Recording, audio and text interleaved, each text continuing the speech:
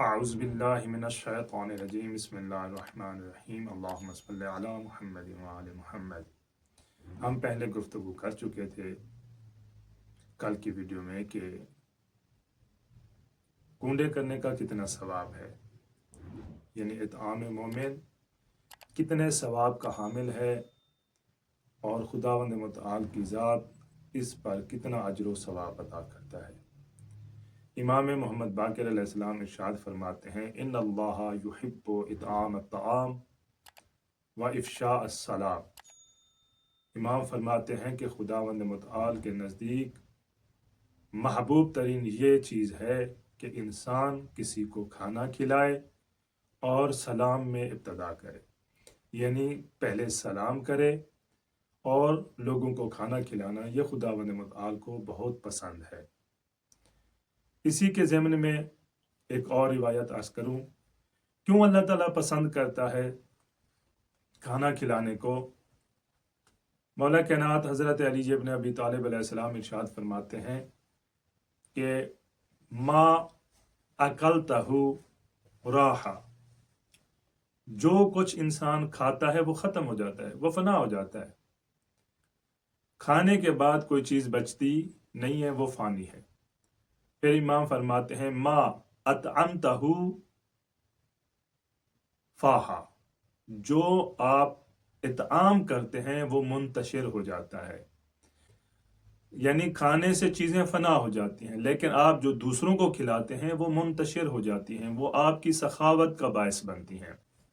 اور جناب ابو طالب علیہ السلام کی سخاوت بھی اسی وجہ سے مشہور ہے کہ آپ لوگوں کو کھانا کھلاتے تھے، لوگ آپ کے ہاں آ کے کھانا کھاتے تھے، اطعام مسلمین اطعام مخلوق خدا کیا کرتے تھے۔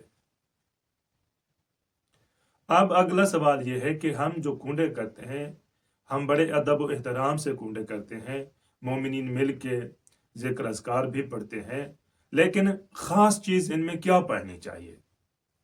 کنڈے کرتے وقت ہمیں خاص چیز کیا پڑھنی چاہیے؟ دیکھیں، لکڑ ہارے والا جو واقعہ ہے وہ سند کے اعتبار سے کہیں سے ثابت نہیں ہے، اور اگر سند کے اعتبار سے نہ بھی اس کو چھیڑا جائے پھر بھی اس واقعے میں بہت ساری ایسی چیزیں ہیں جو امام جعفر صادق علیہ السلام کی عصمت پر اشکال کرتی ہیں۔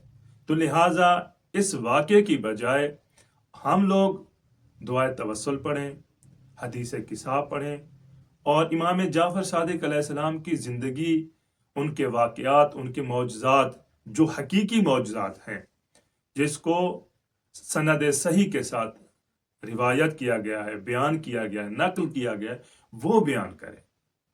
تو اس کنڈے میں ہمیں ان چیزوں کا خیال رکھنا چاہیے، مومنین کے لیے دعا کرانی چاہیے، صاحب خانے کے لیے دعا کرانی چاہیے، جس نے یہ اہتمام کیا ہے ان مومنین کے لیے دعا کرانی چاہیے، اور وہ دعائے توسل کے ذریعے ہو، حدیث کسا کے ذریعے ہو، دعائے کمیل پڑھ سکتے ہیں آپ۔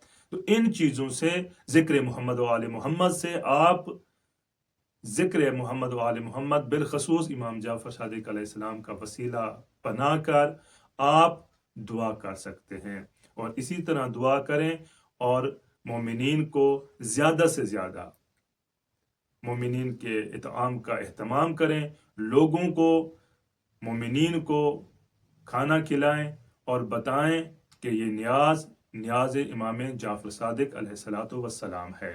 والسلام علیکم ورحمۃ اللہ وبرکاتہ۔